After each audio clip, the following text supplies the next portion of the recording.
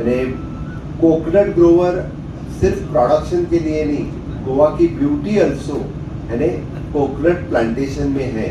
आपने देखा तो हमेशा के लिए जब हम गोवा का सिनिक ब्यूटी या सिनिक बीच दिखाते हैं तो बीच के बाजू में हमेशा के लिए हम कोकोनट का प्लांट दिखाते हैं। That is the identity of the Goa.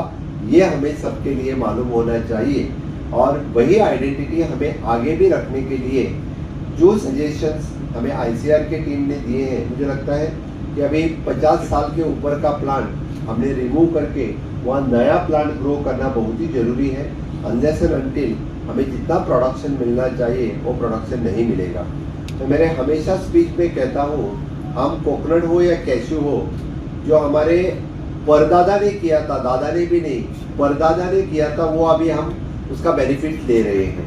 लेकिन अभी हमने उसका प्लांटेशन करना जरूरी है। एटलीस्ट कम से कम द नेक्स्ट जनरेशन उसका बेनिफिट ले। इसलिए जो अभी के जो फार्मर्स हैं उन्होंने कोशिश कर देनी चाहिए कि अभी हम द न्यू प्लांटेशन ऑफ, चाहे कोकोनट हो या द कैशू प्लांटेशन हो, उनका प्लांटेशन करना बहुत ही जरूरी है। जो आपको सपोर्ट हमारे director of agriculture, director of horticulture की तरफ से चाहिए, including the WRD department, support देने के लिए हमेशा तैयार है।